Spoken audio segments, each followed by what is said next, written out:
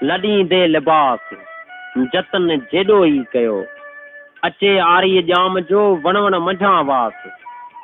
मिरूं खिनम मास हॾ हलंदा हो तॾे। चौरे जी चांव ठॻियां पटोली खट ते पाथोली हणी लिखण खां अॻु इहो बि सारींदा हलूं त कुझु हफ़्ता अॻु शामिल फिल्म जे अदबी ख़त खां पोइ गुज़िरियल हफ़्ते फ़क़ीर ग्रुप जे फ़क़ीर अलाह जुड़े कलोड़े जो अदबी ख़त ॿुधमि। थूअर जे थोक में फाथल पोपट जहिड़ा लफ़्ज़ भिटुन भर वठी मूंखे इहो चवणु लॻा त अञा मिटी में सोन निकल आहे, अञा चंड जहिड़ा माण्हू दिलनि जे पोठनि ते मोहबतुनि जूं चांडोकियूं हारे ॼाणनि था। मुंहिंजे अदबी ख़तनि खे पसंदि करण ऐं नाले न लिखण ते तनक़ीद हक़ीक़त में हौसला अफ़ज़ाई सां गॾु मुंहिंजे महबूब अथां माणियल मयार बि हुई, पर छा कजे शायदि मुंहिंजा पहिरियां ख़त ॿुधण खां पोइ बि उन साथी मुंहिंजे मंछर जहिड़ी मजबूरियुनि जे छुलकण जो अञा पूरो पतो नाहे रखियो। न को केच बंभोर, न को माइट बुंध जो होर मिड़ो ई हुन खे होतन कोन्हे होर, ज़ारी धारा ज़ोर हले कोन हबीब सां। मञणो थो पवे त दुनिया मेलो आहे, मेले में मुंहुं लिकाइण जी ज़रूरत नाहे हूंदी, पर दर्दनि जे मेले में सिर्फ़ु बेवफ़ाइनि जूं बाज़ारूं हूंदियूं आहिनि ऐं बेवफ़ाइनि जे बाज़ारुनि में पाण पधरो करणु ॿियनि खे त लाहे पर मूं लाइ सुठो नथो लॻे। पंहिंजे वाइदे सां वफ़ादार थियसि, कौल पाड़ियमि त गुनाहगार थियसि, इश्क आफ़ाक मां पाती झाती शहर सारे में सज़ावार थियसि। जेतिरो पाण ढकियमि परदे में ओतिरो ई अॼु ज़ाहिर थियसि,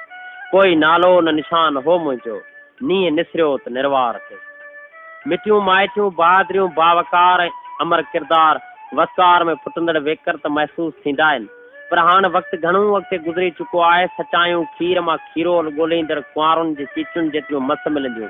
चाहतुनि जा चंड समाज जे ककरनि खां आज़ाद थिया आहिनि, जे पाण निकोर नाला खणी प्यार जे रातिनि जूं ॻाल्हियूं करियूं। भले ई खणी झुमरियूं पाईंदड़ बल्ब पंहिंजे अंगण ते न ॿरनि ऐं एसी जे आगोश में अखियूं ॿूटण ऐं टीवी ते ॿोलींदड़ तस्वीर ॾिसण वारे तस्वर खां पाण खे धिकियो वञे, पर घटि में घटि रेडियो ते मुसाफ़िर आवाज़ जे सफ़र सां साथ निभाइनि ऐं कलमी पोरे खां इनकार कंदड़नि खे रोकण लाइ त को आंगर उभी करे ऐं इहो चवे त अञा दुनिया आज़ादु आहे। मञोसीं त साग ऐं सुगणी पंहिंजे मुक़दर जो हिसो आहे, पर लुलर ऐं लूणक चूंडण लाइ ॿनियुनि जे पेट खे पाणी लप किथां ॾियूं। सिंधू त सालनि खां छोलियूं छॾे चुको, करभ जे काढ़े में कलराठनि पोठनि तां परे जा पंध करे पाणी भरे वरदड़ भेण खे सॻो भाउ पसीने में पुसल कंध मथां कुहाड़ियुनि जा ॿिटा वार करे शकी बुनियाद ते गैरत बचाइण जी दावा करे महसूम हयातियुनि जो ॾीओ उझाइनि था, त पाड़े मां शुंगारुनि बजाए इहो पियो चयो वञे त मर्द तुंहिंजी का वञी बाक़ी दुनिया में ॻाल्हि रहंदी। अञा कहिड़ी ॻाल्हि कजे न देश जे दर्दनि उन में रहंदड़ पाण माण्हुनि जे नालनि जी, हिमत जे हथनि खे नाला ॾिजनि त मुल्क जे पाण त हाणे बेवसी जी बाह में भड़कंदड़ उहे कोयला बणिजी विया आहियूं बशीर, जेके रखण दुखण जलण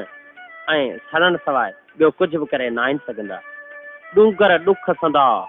प्रीअं गॾिजां त चवां, भिनी थिए भवारियो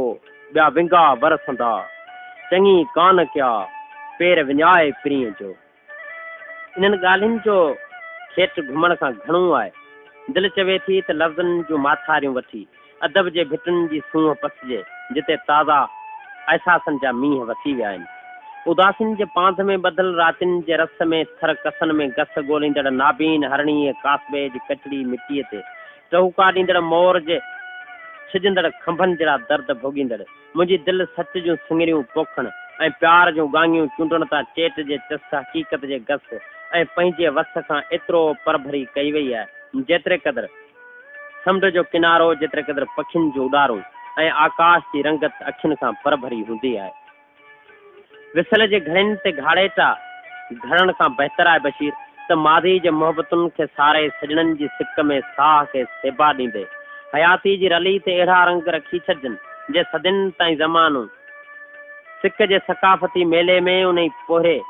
जा गीत ॻाईंदो रहे। बहरहाल मौज़ू मुमकिन हूंदा आहिनि, तॾहिं बि लफ़्ज़ सलामी भरींदा आहिनि। जे ॻाल्हि गिदामरी बणिजी वेंदी आहे, तॾहिं बि 4 अखर लिखण लाइ कलम ऐं काग़ज़ असांजे आङिरनि खां लिकल नथो रही सघे। पर अॼु कलम बंदि करण खां अॻु फ़क़ीर ग्रुप जे उन साथी अलाह जुड़े कलोड़े सां गॾु सिंध जे समूरनि लेखकनि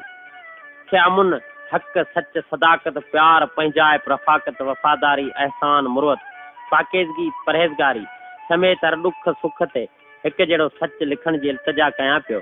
पोइ चाहे वो हिन मुंहिंजे अदबी ख़त जे जवाब में छो न हुजे, मूं हक़ीक़त खे अॻे बि तस्लीम कयो आहे, अॼु बि तस्लीम करण खां इनकारी न आहियां। बसि ॻाल्हियुनि खे खुटायूं था, छो त चंड चौरे जी चोटी में चांडोकी जी पूनी लॻाइण लाइ हथु वधाए चुको आहे। लॻे थो त राति पोइ राति जे प्रभाती पांध में पिरह जूं खारकूं ॿधण लाइ वारी ते विल वसाइण लॻी आहे, छो त मुंहिंजे ॿाहुनि जी ॿुर ते